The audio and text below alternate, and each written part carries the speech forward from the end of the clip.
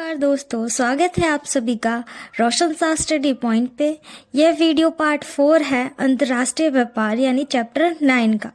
तो इसमें हमारा पहला टॉपिक है पारदेशिक व्यापार समूह। तो हमारा पहला क्वेश्चन यही बनता है कि पारदेशिक व्यापार समूह होता क्या है या किसे कहते हैं।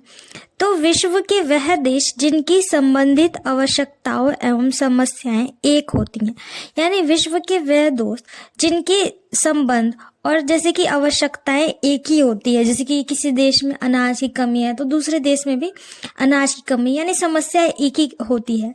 वह भौगोलिक दृष्टि से एक दूसरे के समीप होते हैं, यानी कि वो भौगोलिक दृष्टि से देखा जाए तो एक दूसरे के समीप होते हैं।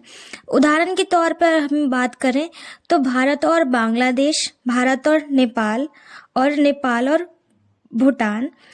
भूटान और चाइना, ये क्या है, एक दूसरे के बहुत ज़्यादा समीप है भौगोलिक दृष्टि से। एक व्यापार समूह का संगठन कर लेते हैं जिसे पारदेशिक व्यापार समूह कहते हैं। तो ये क्या होते हैं, भौगोलिक दृष्टि से एक दूसरे के समीप होते हैं और क्या करते हैं, एक अपना संगठन बना लेते हैं। तो इसे क्या कहते हैं, पारदेशिक व्यापार समूह। अब बच्चों ने पॉलिटिकल में भी पढ़ा होगा, आसियान करके बहुत सारे जो संगठन बनाए गए थे आपस में, तो ये उसी तरीके का है। आसियान आ जाएगा, इसमें CIS आ जाएगा और भी कई तरीके के जो है संगठन है, आप इन्हें देख सकते हैं। पहला पॉइंट है हमारा, पारदेशिक व्यापार क्षेत्र विशेष व्यापार को बढ़ावा देता है। यानी जो पारदेशिक व्यापार है ना, वो विशेष व्यापार को बढ़ावा देता है। आज विश्व में कम से कम 120 पारदेशिक व्यापार समूह हैं। विश्व में 120 व्यापार समूह हैं। दूसरा पॉइंट है, विश्व में 52% व्यापार का संचालन पारदेशिक व्यापार समूहों के माध्यम से होता है। जाहिर सी बात है, जो देश भौगोलिक दृष्टि से और जिनकी समस्याएं सेम होंगी वो आपस में व्यापार ज्यादा करेंगे, इसलिए ये कितना परसेंट है, 52%। तीसरा पॉइंट दोस्तों हमारा हो जाएगा, पारदेशिक समूह के विकास के कारण अंतर्राष्ट्रीय संगठनों के सुचारू रूप से कार्य कर पाने की वजह से हुआ है। यानी कि जो पारदेशिक व्यापार समूह है क्या करते हैं, आपस में क्या करते हैं, सुचारू रूप से कार्य करते हैं, जिसके कारण क्या हुआ है, अंतर्राष्ट्रीय संगठनों में जो भी काम है वो क्या हो रहा है, आसानी से हो जाता है, कामों को करने में आसानी आई है, कार्यों। टॉपिक है पतन, अंतर्राष्ट्रीय व्यापार के प्रवेश द्वार। पतन यानी पोत, पतन को पोत भी कहा जाता है। तो ये किस प्रकार से अंतर्राष्ट्रीय व्यापार के द्वार हैं, हम इसको जानेंगे। पॉइंट हमारा यही रहेगा, जो पतन होते हैं ना, वो अंतर्राष्ट्रीय व्यापार के प्रवेश द्वार होते हैं। इसके बिना अंतर्राष्ट्रीय व्यापार संभव ही नहीं हो सकता। जाहिर सी बात है, अगर कोई भी देश है वो दूसरे देश के साथ व्यापार कर रहा है, जब तक उसके पास एक अपना बंदरगाह नहीं होगा, वो चीजें कहाँ पे उतरवाएगा और कहाँ से वो भेजेगा। तो पोत के बिना या पतन के बिना अंतर्राष्ट्रीय व्यापार संभव ही नहीं है। दूसरा पॉइंट रहेगा हमारा, अंतर्राष्ट्रीय व्यापार की दुनिया के मुख्य प्रवेश द्वार पोत, श्रय तथा पतन होते हैं। यानी जो पोत, श्रय होते हैं तथा पतन होते हैं, वो अंतर्राष्ट्रीय व्यापार के मुख्य प्रवेश द्वार होते हैं। इन्हीं पतनों के द्वारा जहाजी माल और यात्री विश्व के एक भाग से दूसरे भाग को जाते हैं। जैसे कि मैंने अभी बताया, अगर पोत होगा ही नहीं तो कोई भी देश कहाँ सामान उतरवाएगा और कहाँ सामान चढ़वाएगा। तो उसके लिए क्या, पतन होना जरूरी है, पोत होना जरूरी है। तीसरा है, पतन जहाज के लिए गोदी लादने एवं उतारने एवं भंडारण हेतु सुविधाएं प्रदान करते हैं।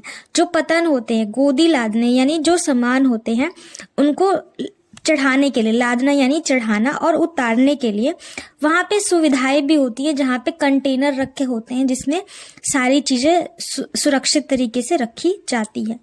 चौथा पॉइंट है, इन सुविधाओं को प्रदान करने के लिए उद्देश्य से पतन के पारधिकारिक नौगम्य द्वारों का रखरखाव, रसों वह बाजारों, छोटी अतिरिक्त नौकाएं भी व्यवस्था करने का कार्य करती हैं।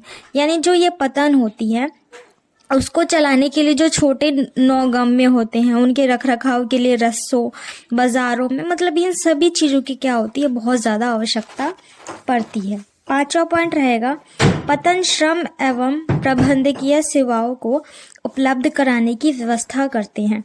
यानी जो पतन होते हैं वो क्या करते हैं, श्रम यानी बिना व्यक्ति के कोई कार्य तो हो नहीं सकता, श्रम और सेवा के लिए क्या करते हैं, व्यक्तियों का जुगाड़ करते हैं यानी उनका उपलब्ध करवाते हैं। 6वां पॉइंट रहेगा एक पतन के महत्व को नौभार के आकार और निपटान किए गए जहाजों की संख्याओं द्वारा निश्चित किया जाता है।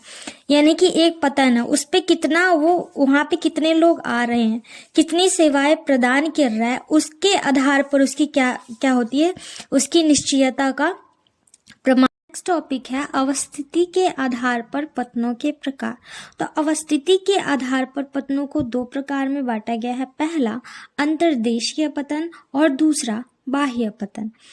हमारा पहला है अंतर्देशीय पतन। तो वह पतन समुद्र से दूर स्थित होते हैं। यानी जो अंतर्देशीय पतन होते हैं वो समुद्र से दूर स्थित होते हैं। ये समुद्र से नहीं, एक नदी अथवा नहर के द्वारा जुड़े होते हैं। यानी अंतर्देशीय पतन आप समझ सकते हैं कि देश के अंदर तो कोई समुद्र होता नहीं, देश के बाहर ही समुद्र होता है। तो अंदर भी तो व्यापार होता है ना नदियों के द्वारा। तो जो नदियां होती हैं, नहरें होती हैं, उनके द्वारा जो व्यापार होता है उसे कहा जाता है अंतर्देशीय पतन। तो ऐसे पतन चौरस तल वाले जहाज या बजरे द्वारा ही गमन होते हैं। उदाहरण के लिए मैनचेस्टर, कोलकाता, हुगली नदी पर स्थित मैफिस इत्यादि, यानी ये सारे क्या है, अंतर्देशीय पतन के उदाहरण हैं। दूसरा है हमारा है बाह्य पतन। बाह्य पतन यानी बाहर जो पतन स्थित है, यह गहरे जल के पतन होते हैं। जो अब इसको ना इजी वे में याद करने का एक तरीका और है। अंतर्देशीय पतन बोल देगा तो अंतर्देशीय यानी जो देश के अंदर है, तो जाहिर सी बात है वो नदियां ही होंगी या क्या होंगे, नहरें होंगे या झील होंगे। झील तो खैर छोटा होता है। तो क्या होगा, जो नदियां होती है वो छोटी होती है हमेशा, मतलब कितनी भी गहरी हो, समुद्र से और महासागर से गहरी नहीं हो सकती। लेकिन जो बाह्य होती है वो क्या होती है, समुद्रों में ही होती है, यानी जो गहरे जलों में की जाती हैं। तो इसे क्या कहा जाता है, बाह्य पतन। जो वास्तविक पतन से दूर होते हैं, यानी जो कि वास्तविक पतन होता है ना उससे दूर होते हैं, यह उन जहाजों पर आने वाले बड़े आकार के कारण उन तक पहुंचने में नाकाम होते हैं। यानी क्या होता है, ये उन जहाजों पर आने वाले बड़े आकार, जो जहाज पर बड़े आकार की चीजें आती हैं उससे क्या पहुंचने में नाकाम होता है। नेक्स्ट टॉपिक है विशिष्टीकृत क्रियाकलापों के आधार पर पतनों के प्रकार। यानी विशिष्टीकृत यानी वो किस काम के लिए विशिष्टीकृत है, यानी उसकी विशेषता क्या है, उसके आधार पर पतनों का वर्गीकरण। तो उसके आधार पर पतनों का वर्गीकरण 5 प्रकार से किया गया है। पहला तेलीय पतन, दूसरा मार्ग पतन या विश्राम पतन, तीसरा पैकेट स्टेशन, चौथा आंत्रोपोत पतन और 5वां नौसेना पतन। हमारा पहला है तेल पतन। यह पतन तेल के प्रक्रमण यानी संशोधन और नौ परिवहन का कार्य करते हैं। यानी तेल के संशोधन और नौ के परिवहन का कार्य करते हैं। इनमें कुछ टैंकर पतन होते हैं तथा कुछ तेल शोधन पतन होते हैं। इसके उदाहरण है वेनेजुएला में माराकाइबो, ट्यूनीशिया में एसखीरा, लेबनान में त्रिपोली टैंकर पतन इनके उदाहरण है। और पर्शिया की खाड़ी पर आबादन एक तेल शोधन पतन है। दूसरा पतन है मार्ग पतन या विश्राम पतन। ये ऐसे पतन हैं जो मूल रूप से मुख्य समुद्री मार्गों पर विश्राम केंद्रों के रूप में विकसित हुए।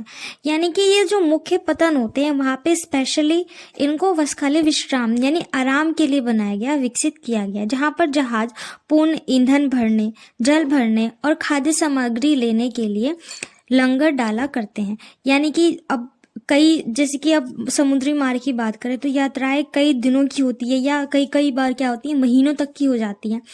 तो उनको रुक के वहाँ पे खाने पीने की चीज़ें, तेल जो ईंधन है और पीने के लिए पानी, इन सभी को लेने के लिए इसे विश्राम पतन का विकास किया गया।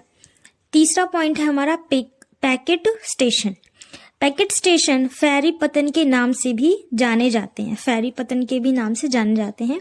ये पैकेट स्टेशन विशेष रूप से छोटी दूरियों को तय करते हुए जलीय क्षेत्रों के आर पार डाक और यात्रियों के परिवहन से जुड़े होते हैं, यानी छोटे छोटे जगह के लिए ये विकसित हुए हैं। यह स्टेशन जोड़ों में एक प्रकार अस्तित्व होते हैं कि यह जलीय क्षेत्र में आर पार एक दूसरे के सामने होते हैं। उदाहरण के लिए इंग्लिश चैनल के आर पार इंग्लैंड में डोवर और फ्रांस में कैलाइंस है।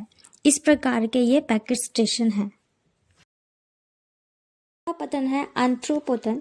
यह वह एकत्रण केंद्र है। एकत्रण यानी कि वहाँ पे एकत्रित होती हैं चीज़ें, जहाँ विभिन्न देशों के निर्यात के लिए वस्तुएं लाई जाती हैं, यानी यहाँ पे विभिन्न देश क्या करते हैं, निर्यात के लिए वस्तुएं लाते हैं। उदाहरण के लिए सिंगापुर एशिया के लिए है रोटरडम, और यूरोप के लिए और कोपेनहेगन बाल्टिक क्षेत्र के लिए एंथ्रोपोतन के उदाहरण है। यानी सिंगापुर के लिए रोटरडम और यूरोप के लिए कोपेनहेगन बाल्टिक क्षेत्र के लिए एंथ्रोपोतन है।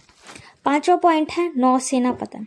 नौसेना पतन सामाजिक महत्व के पतन होते हैं, यानी इनका जो महत्व होता है सामाजिक यानी लोगों के लिए होता है। यह पतन युद्ध जहाजों और सेवाएं देते हैं, यानी जो युद्ध जहाजें होती हैं उन क्या करते हैं, उनकी सेवाएं देते हैं।